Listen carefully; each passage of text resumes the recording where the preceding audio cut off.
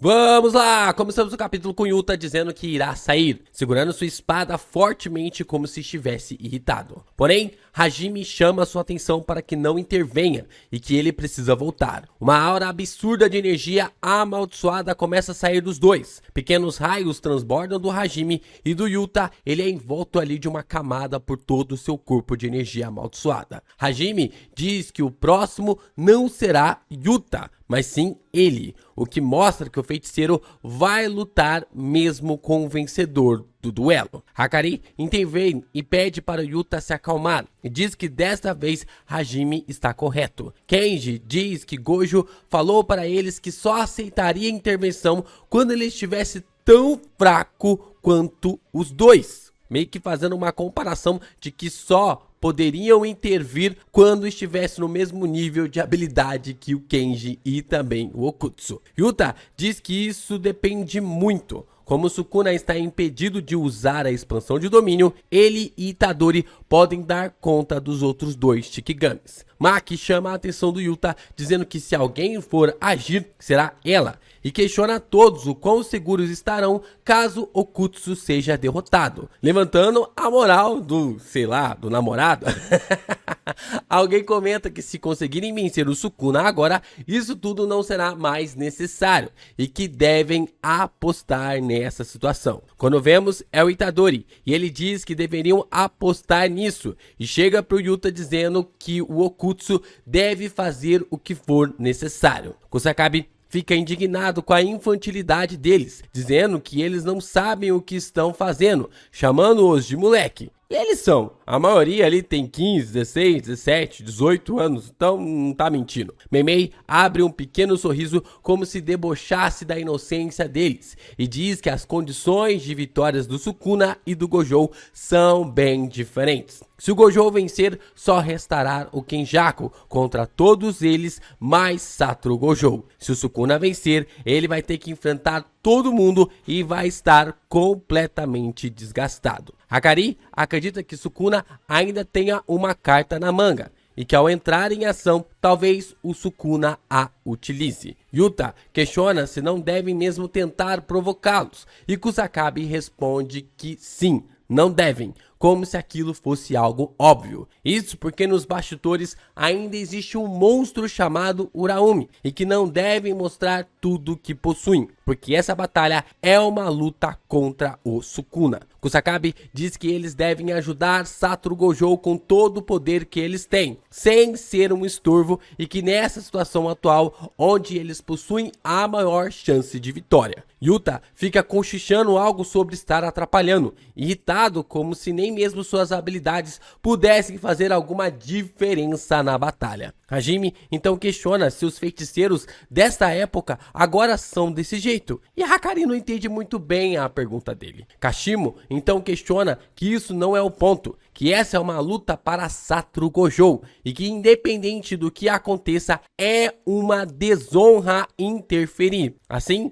voltamos para a batalha com mais uma explosão de destroços acontecendo na cidade em uma luta de 3 contra 1. Bom, quem diria que aquele que teria mais noção da batalha por si só seria o Hajime, né? Porque a gente já comentou isso em vários vídeos, eu comentei aqui até mesmo no vídeo de ontem, porque se alguém interferir na batalha, quebra a honra do Satoru Gojo vai ser manchada. E até mesmo mostra para nós que o Kashimo, pelo jeito que ele está dizendo, ele está comentando, ele tem uma honra a zelar, ele tem uma honra realmente a prosseguir. E o Sukuna não. Como eu falei pra vocês no vídeo de ontem, o Sukuna, ele passa por cima de qualquer coisa. Se ele estiver prestes a morrer e ele falar, Uraumi, entra na frente, e cara, e ela entrar, mano, ele não tá nem aí, sabe? Tipo assim, se ele tiver que fazer isso pra sobreviver, ele vai fazer.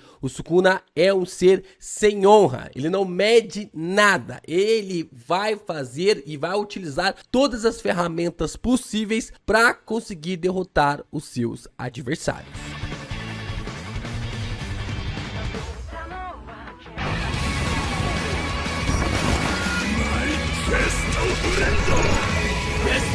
Go! Fala, Geeks, aqui é o LP e vocês estão no canal do Geek Brasil. Fiquem ligados porque esse vídeo contém spoilers do capítulo 2, 3, 4 do mangá de Jujutsu Kaisen. Sim, pessoal, introdução um pouco longa, mas tinha que ser, a gente falou realmente bastante coisa sobre, pra focar na segunda parte, na porradaria generalizada. E a gente vai com tudo logo depois de você deixar o seu like, se inscreve aqui no canal, ajuda a gente a continuar crescendo cada vez mais aqui na plataforma, compartilhando os nossos vídeos. E você também pode se inscrever lá no Vida de Geek. Clica aqui com o link na descrição, vai lá para você conferir os novos vídeos do canal do Geek Brasil com uma outra extensão, com uma outra situação. Você vai lá, clica e confere. Voltamos com a porradaria generalizada. Agito e Mahoraga cercam o Gojo. A fusão do Nui com totalidade tenta atacar Satro, mas o professor apenas esquiva e dá um Black Flash nela, causando um dano gigantesco. Só que o golpe regenera rapidamente. Satro vai por detrás de Agito pela cauda e arranca a cabeça do Orochi dela facilmente. Satro encara os dois novamente e começa a pensar que Nui herdou Orochi e confirma que tem a fusão ali de Madoka no ser. Ou seja, Agito é mesmo formada pelas três sombras que falamos no vídeo passado: Nui, Madoka e Orochi,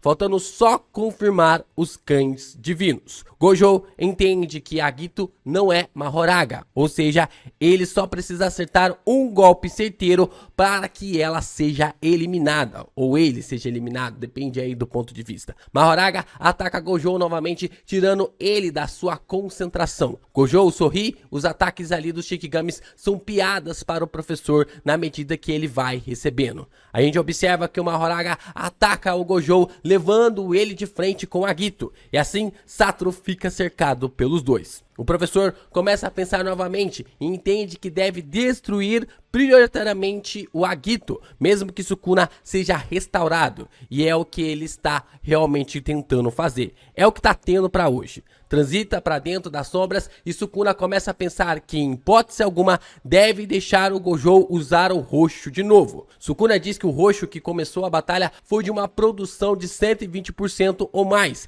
e tinha alguma espécie de restrição nele. No entanto, devido a uma estimativa visual, estando cerca de 4 km e um pouco de distância, mesmo ao receber de frente ali o ataque, seus braços fortalecidos foram lançados apenas em uma certa distância.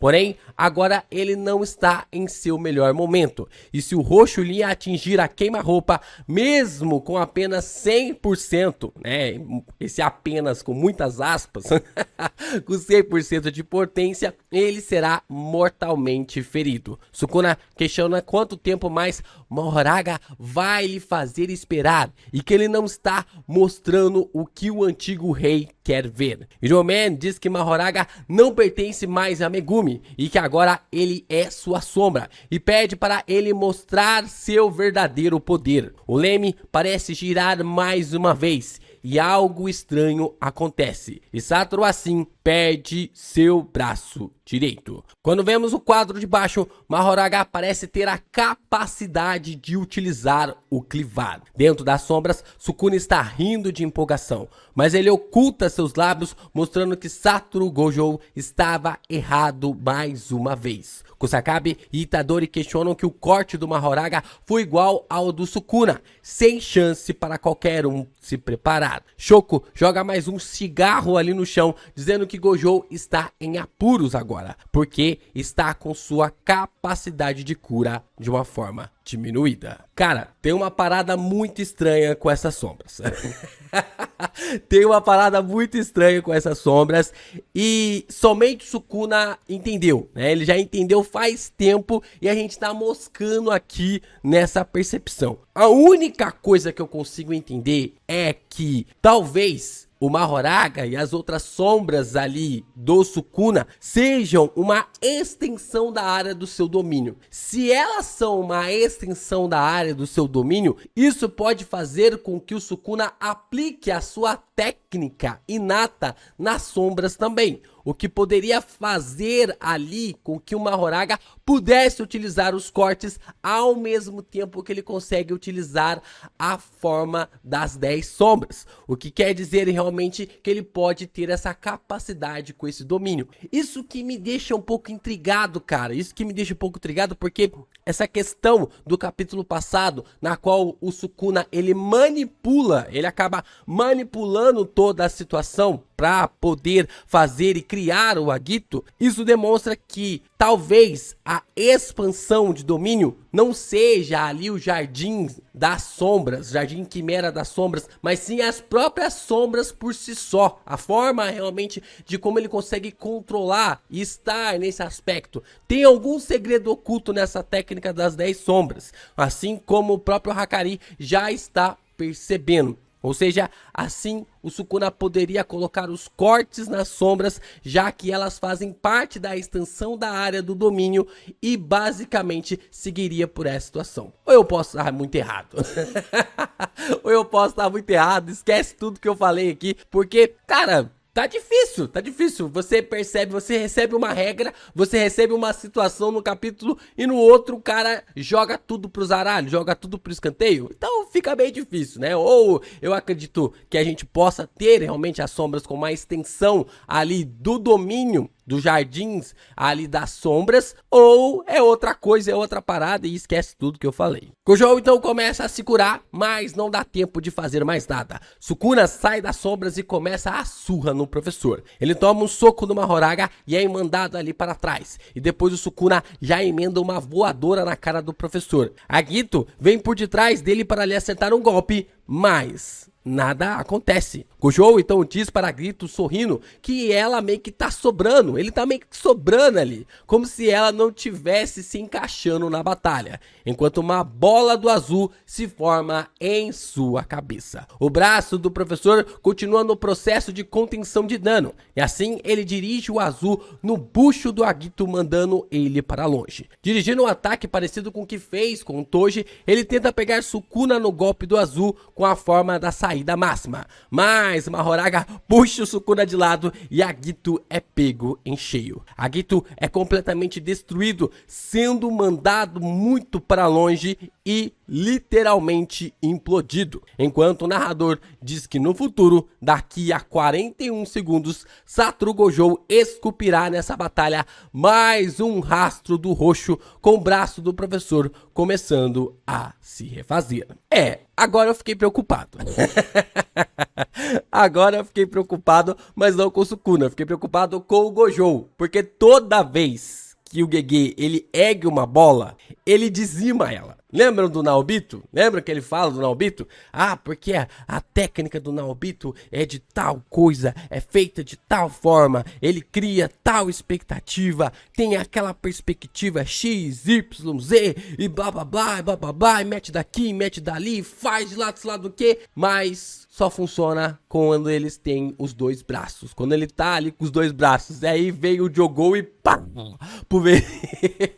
pulveriza ele. Então eu fiquei meio preocupado, né? Porque toda vez que o narrador ele começa a adiantar o futuro, como se fosse realmente deixar ali uma perspectiva boa ou coisa de tal, vem sempre esse balde de gelo na nossa cara. Então eu fico meio preocupado com que situação, qual vai ser o ocorrido realmente para esse roxo ser utilizado daqui a 41 segundos.